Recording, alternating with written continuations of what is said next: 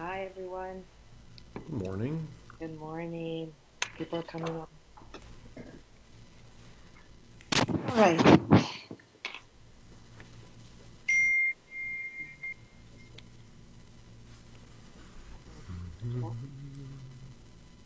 Okay, we'll just wait a couple minutes and Sure.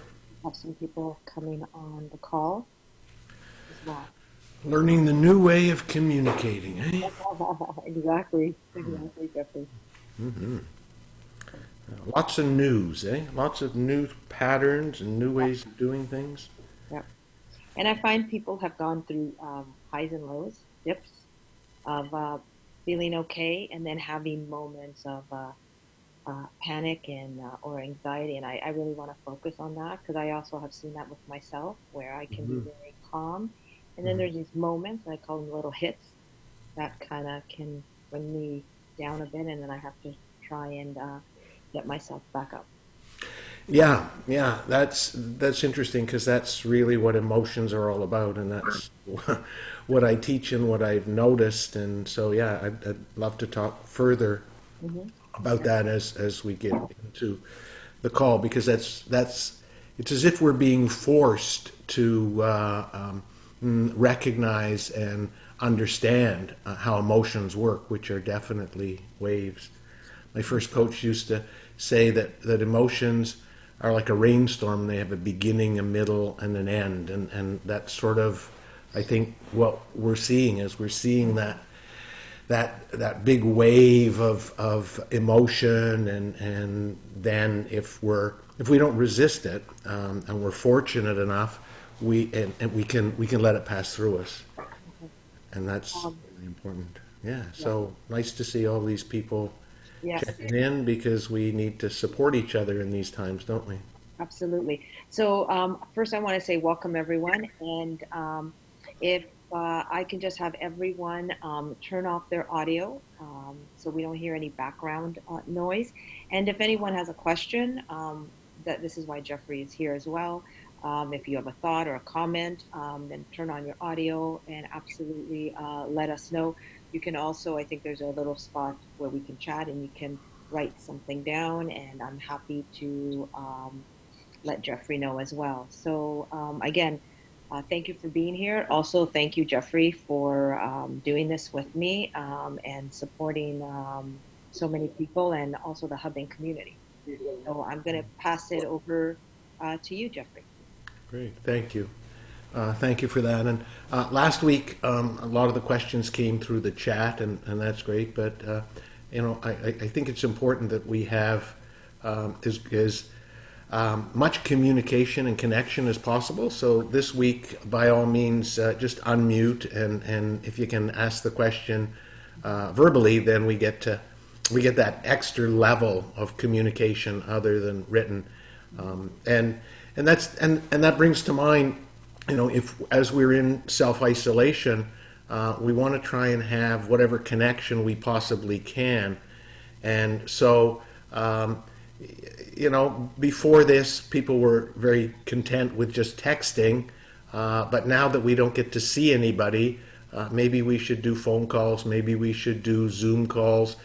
Try to increase the level of connection because we have and I mentioned this last week that I think it's misaptly named social distancing. I think that we want to have physical distancing because this is a physical virus, but we don't have to necessarily have social distancing. We have such amazing technology that we can still have social communication. We're doing it right now. There's a number of people from wherever they are that are all together, and we're chatting, you and I are chatting, and hopefully some of the listeners will chime in. We can get our fill of connection.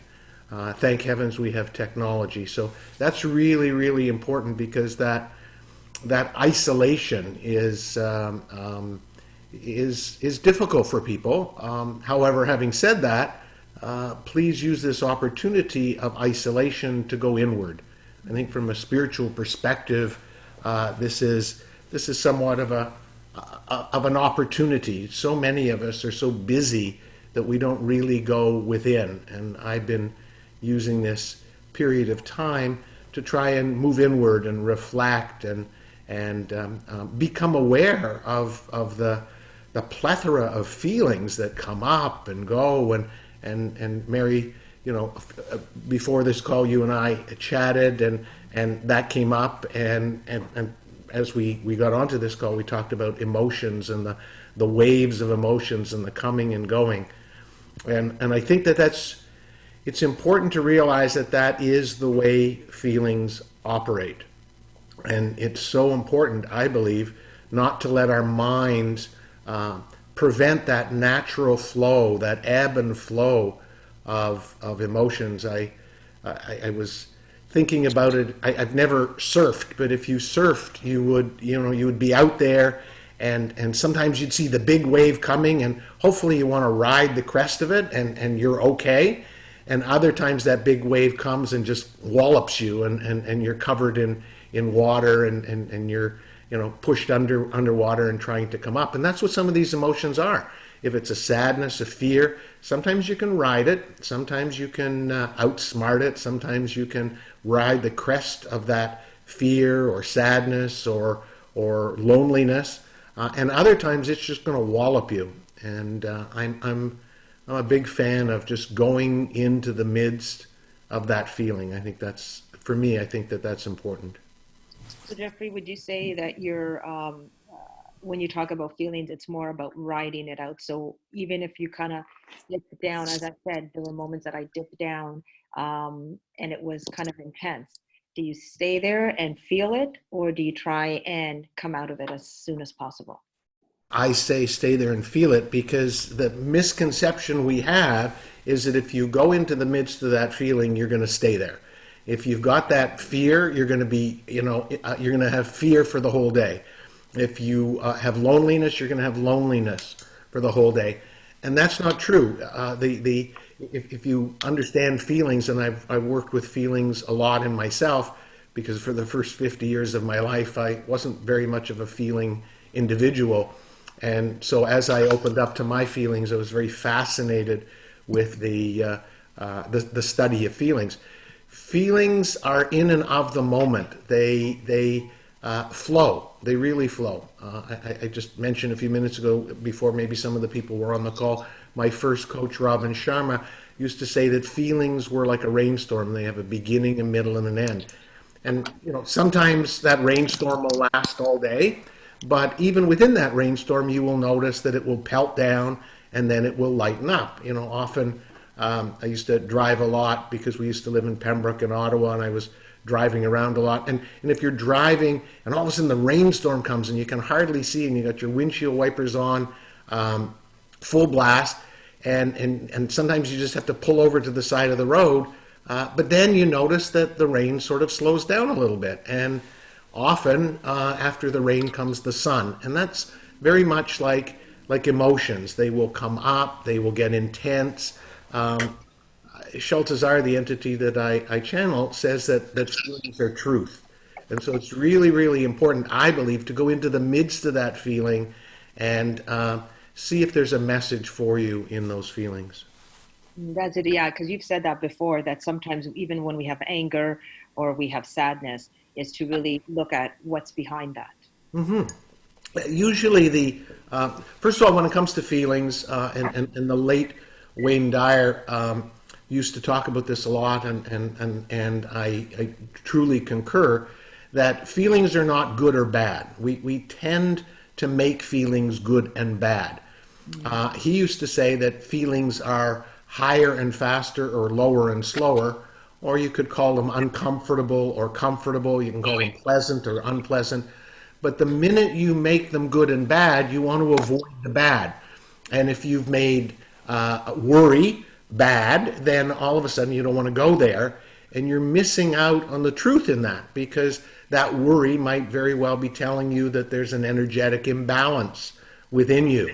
And it's sort of like a fever, right? We don't like a fever, but often a fever helps us understand that something is wrong in our body.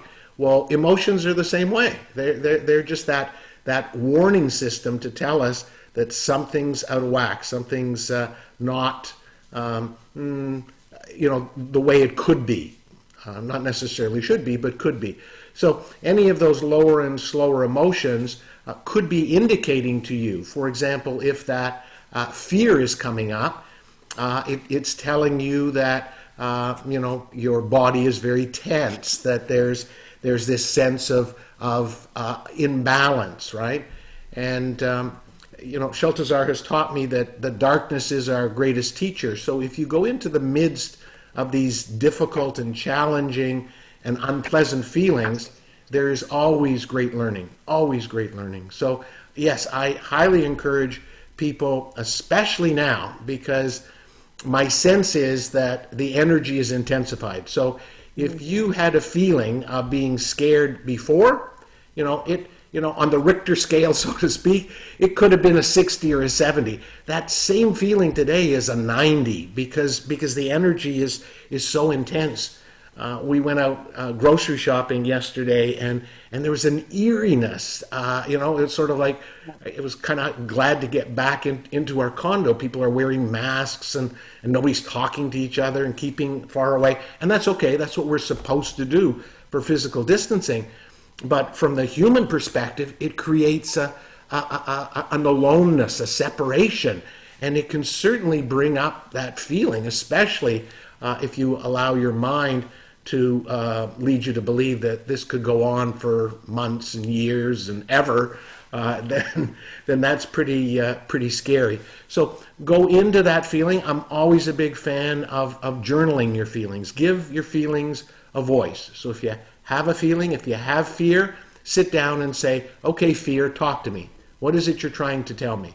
If it's loneliness, it's like, okay, loneliness, please tell me what it is that you're trying to talk to me. I mean, the same with a fever, right? And other bodily functions that get out of whack, right? If you feel bloated, if you feel gaseous, whatever, you sort of say, okay, what is it you're trying to tell me? Oh, maybe I shouldn't have eaten what I ate, right? And so if we can listen to those feelings, I think that's important. Sorry, go ahead. I've done that because you and I have done work, and I've done that where I looked at a certain feeling or an anger or whatever emotion that might be, and when you do that, and I've journaled, you do go to another level. It's almost like you start writing, and you just all of a sudden break the surface and go in a little deeper. Right. And I know you and I, and with many of my clients, it's so easy to get into the story and not the emotion. And so Yeah, we talk about that. yeah, I did that yesterday a few times where you have to sort of say, hang on, let go of the story. And it certainly helps if you can do it with someone else. And please, during these difficult times, get some support networks, get some friends where you can sort of say, I'm feeling this way. And hopefully if you're both on the same wavelength, then the friend will ask you questions, and hopefully you can do that for them as well. Tell me more about that feeling, okay? Because when we're in the midst of it, it is sort of like a drowning feeling. And so if someone can give you a life preserver and sort of help you out and say, tell me more about that fear. Tell me more about that loneliness. And it sort of helps you. But once again, I highly encourage people, stay away from the story, because if you get into the story, you're into your mind, you're into the facts of the situation. You want to go deep into the feeling and allow it to reveal its truth. So let me ask you, just first of all, does anyone have any questions so far? Because please feel free to respond. If you have a comment, please let us know. Also, Jeffrey, if you can kind of touch on, I know you did this on our first call. What is your take with what is happening right now? I mean, there's so many different levels of this. Because of my spiritual beliefs and practices, I tend to look at them from that perspective. And for me, it feels so much easier for me to look at it from what I would call the mountaintop. So I try to get out of the swamp and get up to the mountaintop.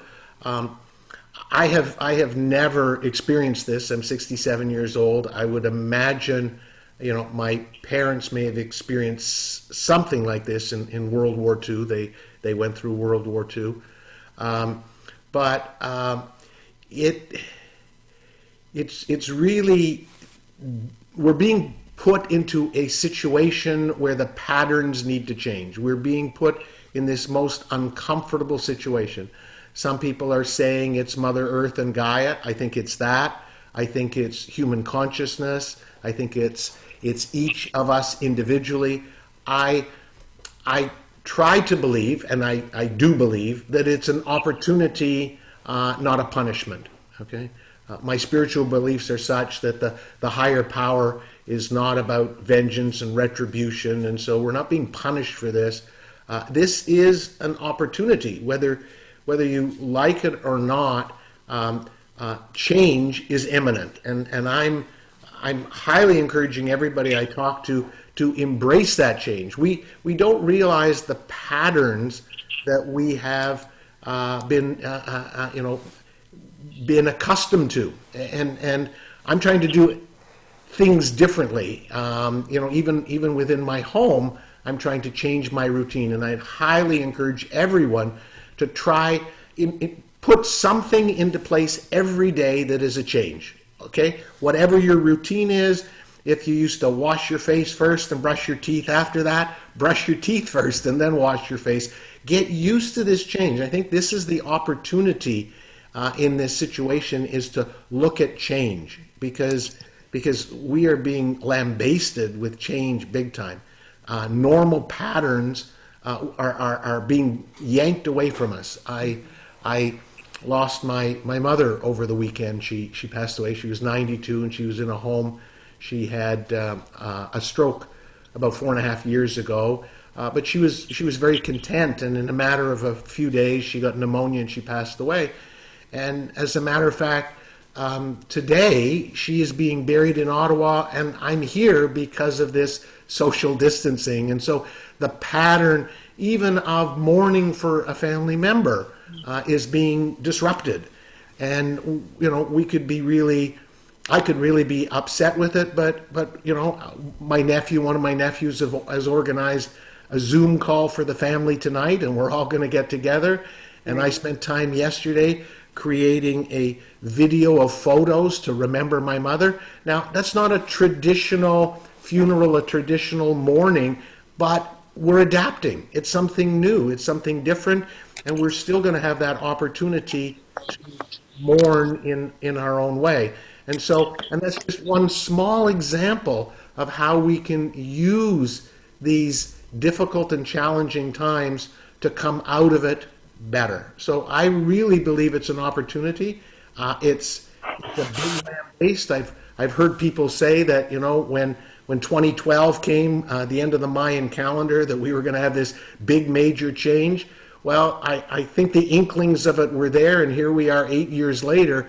We are now starting to feel the major potential for change. Sheltazar has predicted this. I went over some of the channel messages I had from a few years ago, and they talked about the great potential for change, and I think we're in that. So you can either see this as an opportunity, or you could see it as something terrible and challenging.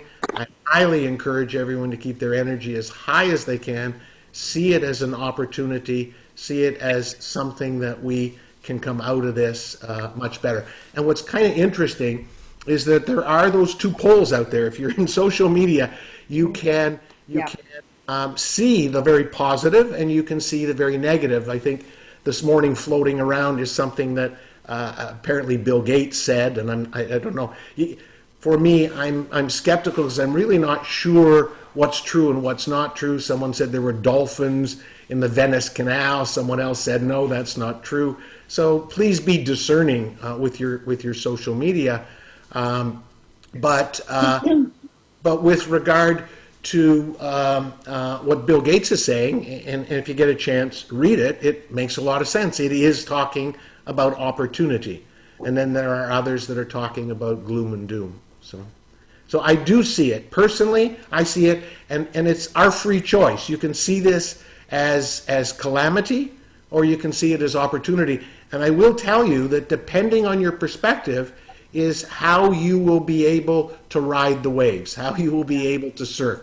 Because if you're seeing it as opportunity, there's a chance that when those intense emotions come up, you're going to be able to ride them, you're going to be able to learn something about yourself. Okay, and if you're seeing it as calamity, wave after wave is just going to clobber you and you'll be driven under the water.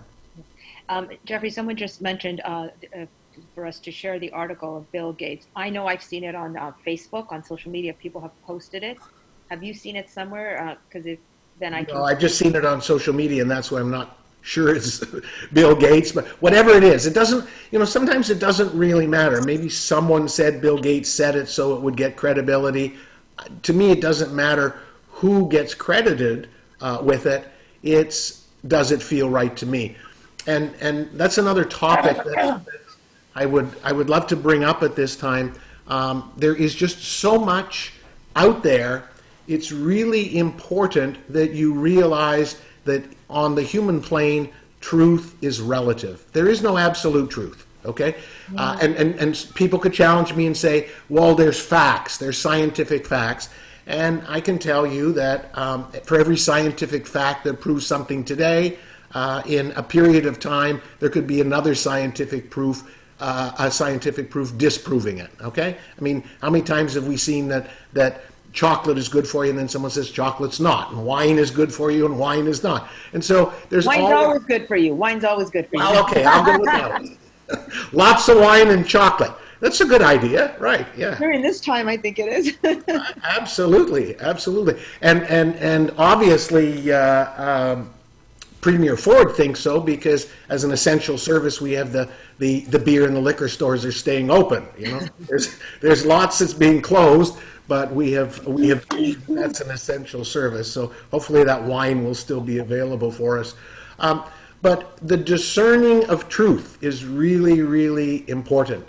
I believe that all truth to a certain degree is subjective. Again, people would challenge me and say, well, what about gravity?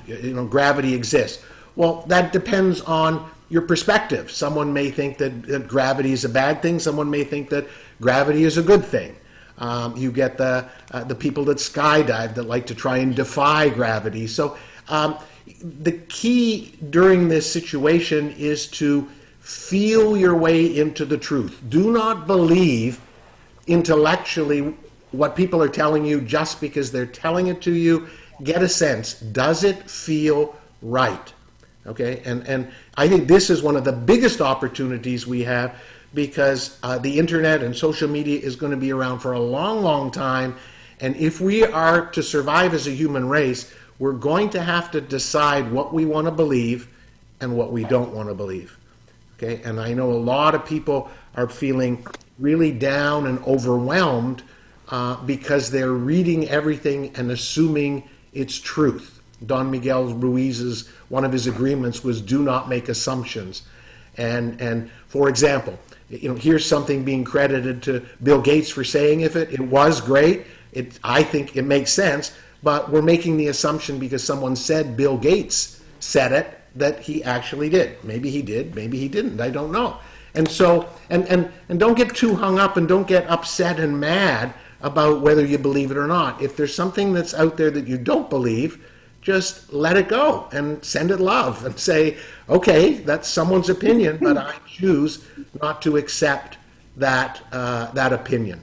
I think that's really, really important because a lot of people are creating a lot of suffering because they're believing everything and they're feeling powerless because everybody else knows more than they do. And that doesn't have to be the case. And you've also said, something that we just touched on too, and you've said before, is to get out of our head and go into our intuition or our heart. because they are very different, and how we process things are very different from our head, the intellect, and from our heart. Absolutely. That's interesting you say that, because since I got the call that my mother passed away on Sunday, I was extremely emotional and I watched. I'm a great self-observer. I learned so much about myself and about people by observing myself. And so I observed, how I felt about that, and Sunday afternoon, how I would go in and out of emotions, and the tears would come up, and I would reminisce. And yesterday, interestingly enough, I kind of got busy and I was more in my head because I had to respond to emails and I had to do this. And those feelings didn't come up. It's as if I pushed them away. And then, of course, I felt very guilty. So as you get into your mind, what I've come to realize is that we are always feeling. Okay? We are always feeling. But when we are thinking, especially too intensely, we lose connection to those feelings. And so the feelings are still there. They're going on. If you had a way of measuring feelings, they would be there, but they're there in the background. And you're missing out on that truth because they're operating in the background and you're not seeing them. And that's what happened to me yesterday. Because I was busy trying to create this video for our family Zoom memorial for my mother tonight. And it was like, as I was getting into my mind, as I was thinking what picture to use, how to use the technology, it was like I was losing track. It was actually very sad, because it could have been a very reminiscing process, a very healing process, to take pictures from when my mother was young and our kids were young and the family was young. But I was so busy in my mind trying to create this that I lost out on truly feeling the feelings. So be careful with your mind. Be careful with your mind, because as your mind gets too engaged, you lose your connection to those feelings. A lot of people are happy with that, because when those feelings are uncomfortable, they'd rather be in their mind and ignore those feelings. But as we talked about earlier, I believe those feelings are truth, and if you ignore them, you're ignoring truth. It's like ignoring a fever or ignoring the symptoms of COVID-19. I mean, everybody's out there, to the point, of course, where we're all paranoid about these symptoms. But what they're telling us is, if you pay attention to the symptoms, you will know whether you're possibly getting this virus. Well, if feelings they're the symptoms as well. And so if we're thinking too much, we're disconnecting from our feelings, and we're losing that opportunity to find out what those feelings want to tell us. Yeah. Also, that's great, Jeffrey. Michelle has a great question. She said, "Can you share more on survivor's guilt?" On, sorry? Survivor's guilt. Well, I guess what I would say to that is look inward and find out why you feel guilty, and most likely there's something in your personal history. There are over 7.5 billion people on the planet, and some people are rich and some are poor, some are healthy, some are not, some have disabilities, some don't.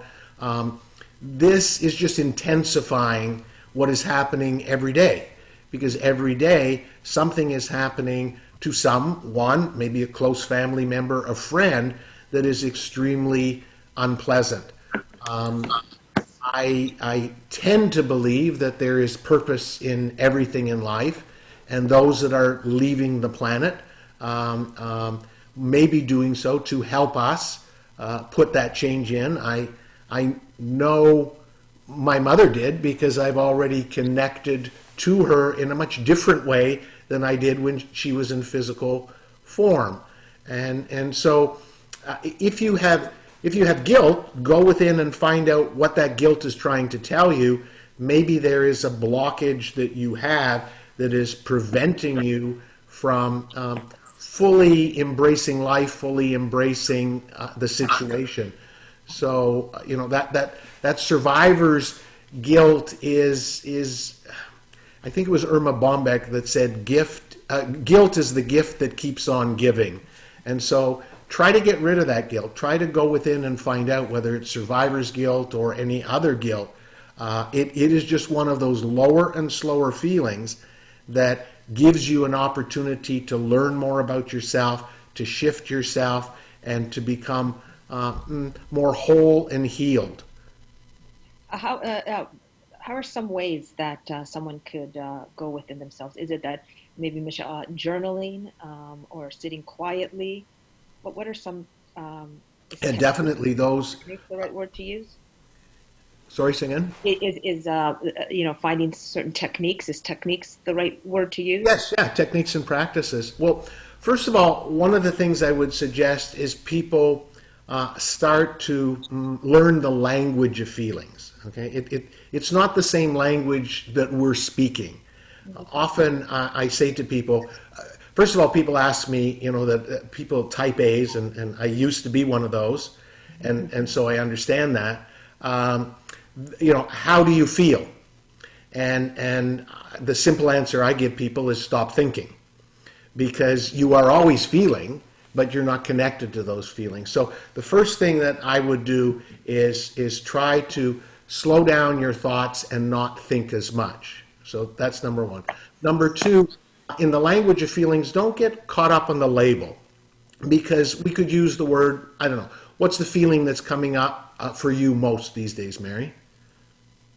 Oh, well, two things. I think pure gratitude, which I'm sometimes feeling guilty that I'm feeling so grateful.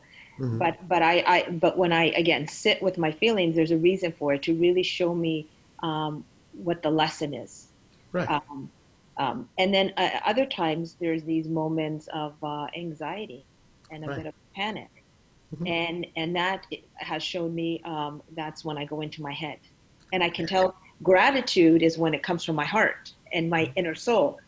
And the anxiety and panic is when I've seen something on social media, read something, and I immediately go to my head.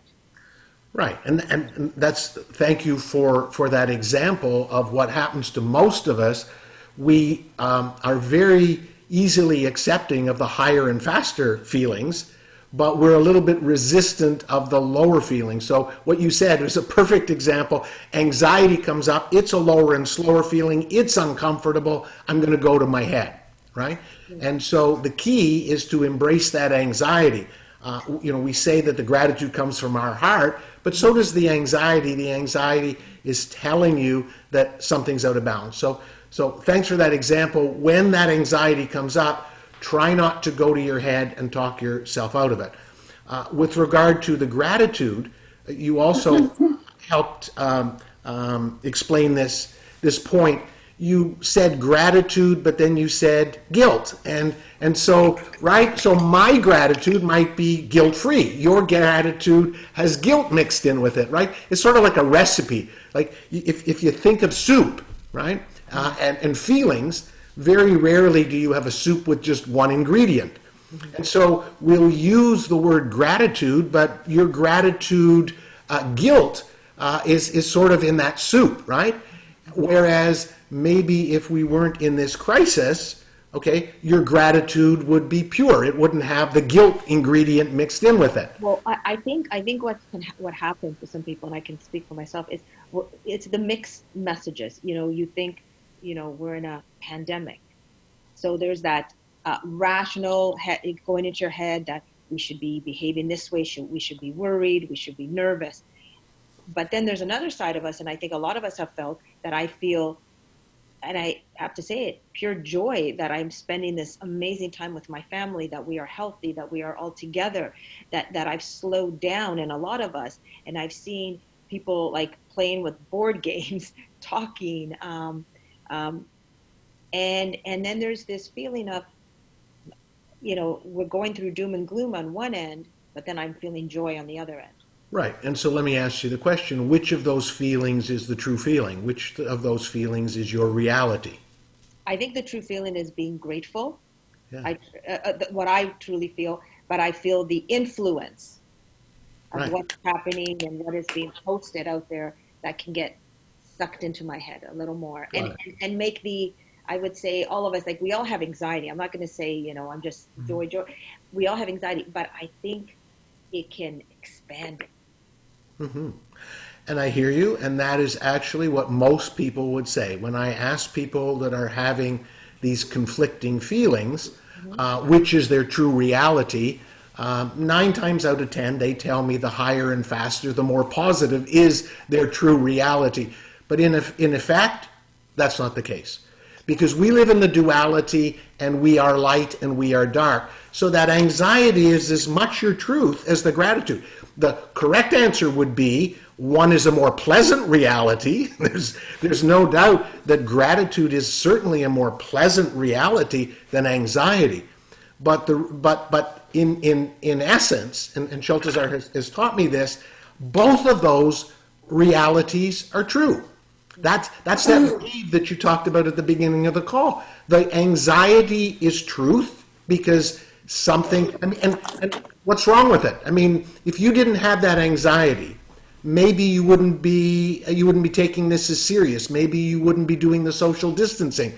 Schultezar has told me that every feeling and every attribute and every characteristic has a negative and positive side to it.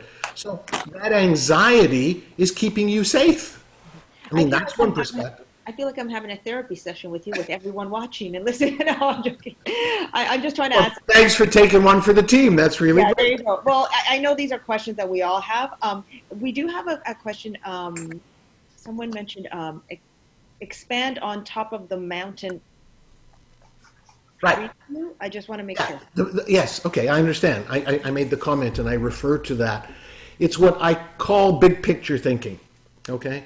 Because when you're in the swamp, when you're in the middle of things, it's kind of hard to see the bigger picture. For those of you that will get a chance to read what was attributed to Bill Gates, you will see that that is a top of the mountain, big picture perspective. Okay, he's not talking about the people that are in the hospital. He's not talking about the frontline medical people, right? I had someone I talked to yesterday was petrified that they had to go into the hospital for fear they'd be quarantined, they'd never see their family again. He's not talking about that. And most of the people who are being very positive about this are taking a big picture, top of the mountain approach. When I was in business and we did some training, we always talked about you can't see the forest for the trees, so you have to get up to the mountain and see all of the trees. And so that's what I'm talking about. I'm talking about taking a larger view perspective, okay, which is very difficult to do when we're in the midst of something. If you can take something that's challenging in your life 5 or 10 years ago, how you look at it today is very, very different than how you looked at it when you were going through it. Mhm. I know myself. I've had a couple of Crohn's surgeries, and I will tell you that going through them felt very heavy, very scary. Now that I'm through it and I'm feeling better, I don't see it that way. So that top of the mountain perspective is just a bigger, wider perspective, and it tends to be less intense. It tends to be less intense. If you can go to the top of the mountain, so to speak, you can sort of see more. You can see the lay of the land. And I use that term because if anyone's ever traveled and they're up on a hill, you go and you see the landscape, you see it so much differently. Yeah, go And I ahead. think you're right about that. I find that is the way I can really calm myself to go to the top of the mountain and see kind of the bigger picture. Right, because when you're in the midst of it, it's really difficult to see everything around it. Okay, I mean, one of the things I'm amazed at is, and again, not recommended for these times because we're trying to be due distancing, but drive down a street and walk down a street, and you will notice you see different things. And that's really important to realize. And then if you've ever flown and you look down on your city, you realize that you've never seen the city from that perspective. So top of the mountain is just a way to shift your perspective. Mhm. Um, no, that's fantastic, Jeffrey. Another question that I keep getting, and when I'm talking to people, is about how we speak to our children about this. Our teenagers, even if they're younger as well. What would be the best approach? And I know with teenagers, I know I've had my daughter at one point say, "Well, why can't I go out with friends?" She's over that now. She knows that's a no. But how do we speak to them about all this? Because we're just trying to figure it out ourselves or try to deal with our own emotions. Right, and I think that's the key to it is be vulnerable and let them know that you're scared. As parents, sometimes we want to pretend, and I guess we're afraid that if we say that we're fearful, we'll make them more fearful, and I guess talking to your kids is a great opportunity to work on yourself because I would not suggest you talk to your kids when you're in the midst of that fear or being scared that you're trying to deny, Yeah. that when you've just been clobbered by the big wave and you're underwater. Try to get calm and try not to be as reactive in your conversations. Try to get a little clear on what the message you want to give to your kids. Often I find we're very reactive. They'll say something and we'll just snap back. So what is it that you want to teach your kids? Mary, I know you have two beautiful children that are growing up and moving towards teenagehood. If you happen to be married with a partner, talk to your partner. If you're single, and talk to someone else. What is it that we want? What's that big picture that we want to tell the kids out of this? Okay, this is what did parents tell their kids during World War II? That the world is evil, the world is bad. What are those things? What are the values that you want to instill? What are the teachings? What are the lessons? Okay, when it comes to education, I know that the schools are closed, but we have a tremendous opportunity to teach our children things that we wouldn't have time to teach them if they were in school all the time. And that's a great point, Jeffrey, because a lot of parents also are thinking, well, what are we going to do with the kids? And I've always said I'd like to change the education system, and I feel now I get to change it for my kids who will be at home being educated by their dad and myself, which I Right. don't know if it's a good thing, but Well, right, and I invite everyone to, there are so many people, there are so many people, there's someone that hasn't muted, and if oh, is you that haven't muted, it would really be yeah, great. yeah, because there's some background. Yeah, it's just a bit distracting for me, so thank you very much, I appreciate that. Um, it's so easy to blame the educational system. I heard yesterday people are saying, well, why isn't the school up and doing online, and why isn't there doing this? These are difficult times. These are times that are crisis, and we're not going to get it right. Nobody's going to get it right. But if we just complain about it, then we're not going to do anything when it's over. And so, you are realizing, Mary, that there are things that you can teach your kids that maybe school won't. And hopefully when this is over, you're not going to complain and say, why don't they change the curriculum? Look what I taught my kids. It's so beneficial. You're going to say, okay, I am going to augment my children's education. And that's the responsibility of the parent, because there are social skills, there are emotional intelligence, there are financial well-being. There's a whole bunch of things that as parents we should be responsible for. And don't get me wrong, I didn't get it right with my kids, and to them I apologize, but that doesn't mean that this generation doesn't have to. So there's an opportunity when you are having issues with your kids. For example, whatever that issue is, what is it you want to teach them? What is it that you want them to learn? And what's the best way to communicate that?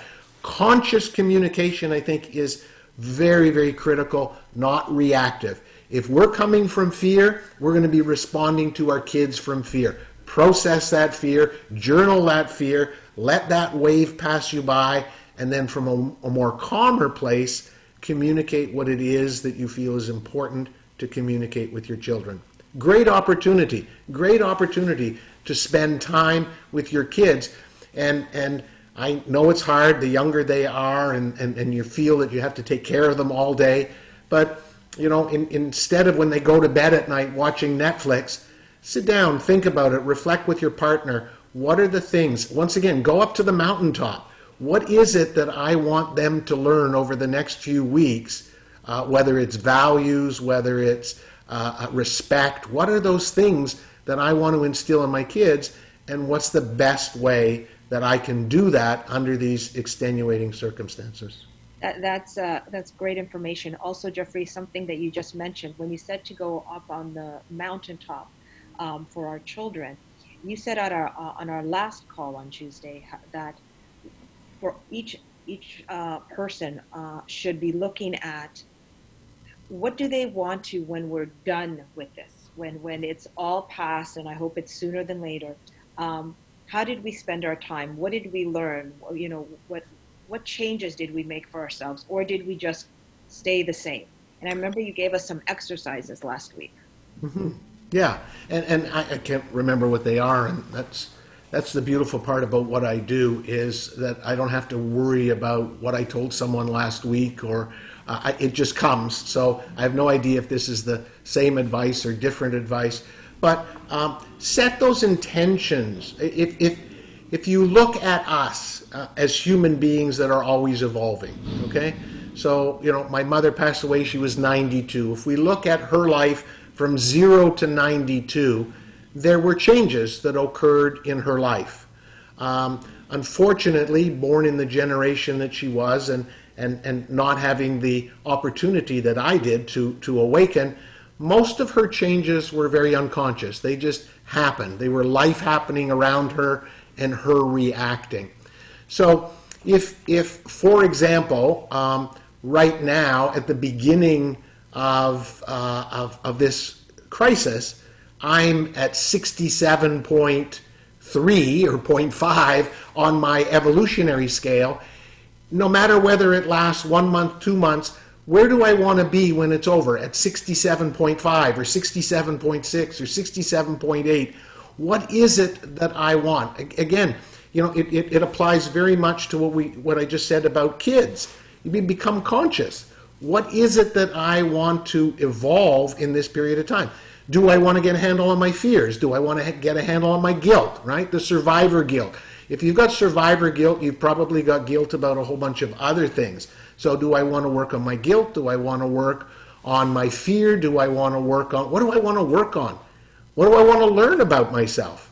Okay? Because what a better way to learn than have your patterns disrupted, right?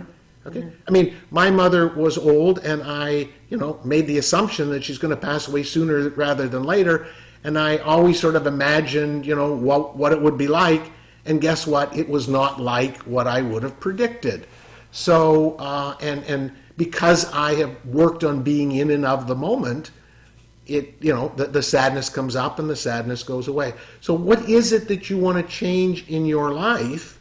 And set those intentions, not goals. Let's keep away from goals because all bets are off in terms of what we can and can't do. Okay, and that's that opportunity to go inward. What is it? Okay, and when I say what is it, it's not what you want to do. It's like, oh, well, what's the sense of talking about all the vacations that I can't have, or all of this that I can't have? I always say to people, it's not the thing you want, it's how that thing will make you feel. So if you want more vacations, get a sense of what makes you happy from that vacation. I know for myself, it's always around exploration and freedom and spontaneity and capturing where I've been on photos. So it's those feelings that I have, and if I want more of those feelings, then put that down in your list. That it's really an important opportunity. I won't say an important opportunity. It's a great opportunity to take stock of what you want more of in your life and what you want less of. An exercise that I give people, and I think it's really a great one, set up 4 columns, okay? What am I going to start doing that I've never done in my life before? What am I going to stop doing that I am currently doing in my life? Okay? And then what am I going to do more of that I am currently doing? And what am I going to do less of that I'm currently doing? It gives you an opportunity for the beginnings and endings. What do I want to start that I've never done before? It's really important to let go of some things that don't serve you. I mean, we have amazing opportunity for reflective time. You know, if I would say that to someone, say, "Oh, I'm so busy, I don't have time to make that list." Well, You do now. we definitely do now. So start making that list, and don't rush to put that list. Make that list tomorrow, look at it again, the next day look at it again. Create a roadmap, okay? Like, what a great opportunity. You know, it's like you're on this great journey, this amazing race, and all of a sudden they've stopped the race. And so now we don't have to worry about reacting to the race. We can stop and plan ahead. Plan ahead as to where we want to go next. So that would be something that I would highly recommend. Can you just give us those 4 columns one more time, just in case, because I can see some people writing. I just want to make sure they. Sure. Okay. So the first one is, what do I want to start doing that I've never done before? You know that. When I was in business, I would always say, when the inventory gets in line, and when the receivables get in line, and when sales go up, I was always waiting for something to happen to be at that place. So now's the time to say, what do I want to start doing that I've never done before? It could be a hobby. It could be more exercise. We can't do it now, but what we're doing is we're using this quiet inner time to start sending out to the universe what our intentions are. What do I want to start doing that I've never done before? What do I want to stop doing that I have been doing in my life? And the third one is, what do I want to do more of in my life? So you could be exercising once a week. Do you want to exercise twice a week? Keeping in mind, it's not the exercise, it's how exercise feels. I want to feel more healthy, right? Okay, but this brings it down to the activities that you think will give you that feeling. So what do I want to do more of in my life, and what do I want to do less of? Okay, this is an opportunity for us to slow down and become more conscious in our life. There's no excuse for us not to take time to think about us and what we want and how we can get it. Okay. No, that sounds great. And anything, if anyone has, again, any questions, we're down to about 8 minutes left. Jeffrey, anything that you want to touch on? I do see in the comments a question that says, intentions versus goals, what's the difference? And that's a wonderful question. So if you don't mind, I'll answer that. Goals tend to be very left brain. They tend to be, I remember again when I was in business, there was a term called SMART goals, which is specific, measurable, attainable, time bounded, right? It's very structured, okay? And the idea is, I want to be somewhere in the future. Now, what are all the steps that I have to take to get there? The problem I have with goals is you either attain them or you don't. You feel great when you attain them. You feel crappy when you don't. So it certainly sets you back. If there's anything that the coronavirus is proving, is that these steps that we think we want to take can sometimes be disrupted. I mean, the greatest lesson in all of this is that the patterns of life we should no longer take them for granted. We can't assume that if we do this, this will happen, because it's just, and even the unknown of this virus and where it's going to go and when it's going to stop. So goals are very left brain, and they tend to be I find them tight, I find them pushy, I find them full of you're trying too hard and then you fail. Whereas intentions are right brain. They're very light, they're very fluffy. They're basically saying, I want to go to California, but I don't really care how I get there. I could drive, I could fly, right? And whereas a goal would say, I'm going to California and I'm going to drive, and here's where I'm going to stop along the way, and I'm going to get here on exactly this day. Whereas an intention says, in the next few months I'd like to get to California. Maybe I'll enjoy my journey. And as I'm driving across the Midwest, I say, oh, gee, I think maybe I'll spend a few days in Utah. And that's an intention. I like to say that intentions give the universe some wiggle room. They give us an opportunity for the serendipitous things to happen in our life. And if you're not focused on that goal, if you're not focused on certain milestones, then you don't ever get disappointed. You don't ever get disappointed. And I find by setting intentions, it really, if you're into spirituality, the law of attraction and things like that, intentions are amazing. I've had some amazing miracles come to me by using the energy of intention versus goals. I hope I've answered that question for the person that asked it. You have. I think you have. I'm pretty good with questions. If anyone has anything, I think we could wrap up this call. And anything maybe you would like us to to do, because I know some people are coming back on next week as well. They've been consistent. Anything that you'd like for us to continue to do, Jeffrey? Well, I'm going to give you an exercise that I came up with in a coaching session yesterday, and it was very interesting how it came about. And I asked my client to stop for 3 minutes and just become aware of his thoughts. He was a meditator, so that wasn't that difficult for him, and he did, and I did as well. And it was interesting because the exercise was for 3 minutes, and I would highly recommend that you set your phone timer for that. Just go inward and watch your thoughts. Watch what comes up, and part of the exercise is when a thought comes up, let it go, and then just wait for the other thought to come up. It's based on the Buddhist philosophy that, of course, everything arises and falls, very much like those feelings we talked about. And what was really fascinating is when it was over, I shared my thoughts, and my thoughts were, oh, I noticed my hands are crossed like they are now. Oh, I noticed one foot is touching the other. Oh, I noticed a noise and I opened my eyes. And those were my thoughts. His thoughts were, I have a call this afternoon, I have to prepare for it. Oh my goodness, my taxes, I have to start working on my taxes. And what he realized in his 3 minutes is that all of his stuff was all around worry and preparation for the future.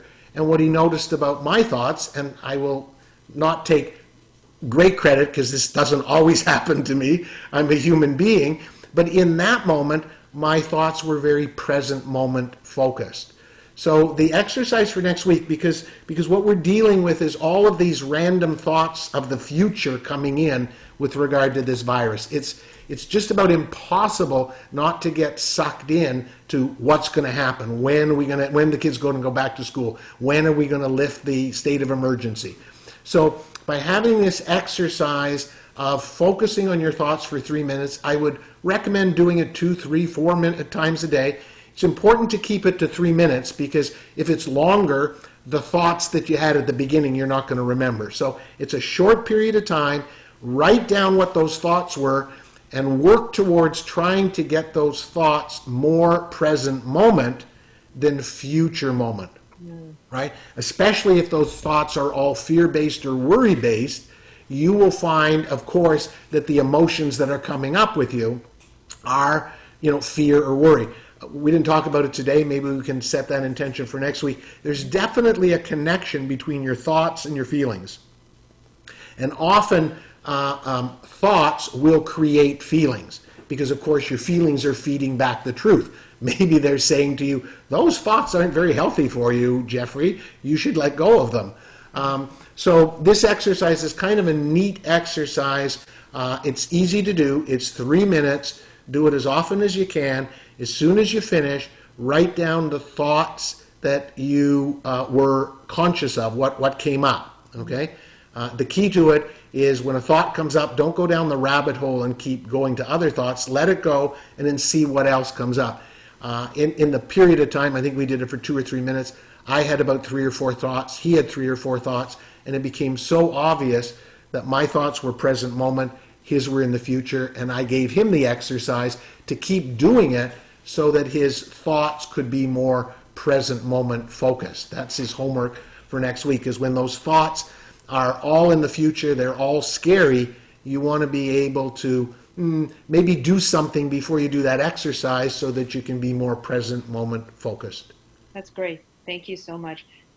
Jeffrey, once again, thank you for taking the time and supporting us all. Thank you, everyone who's been on this call.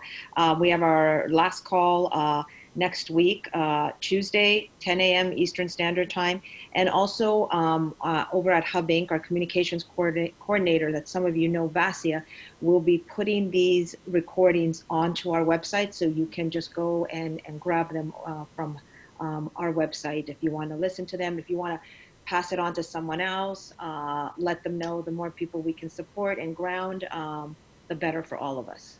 And Mary, one last thing, I've created an offering because you talked about that gratitude and how lucky we are. I feel so fortunate.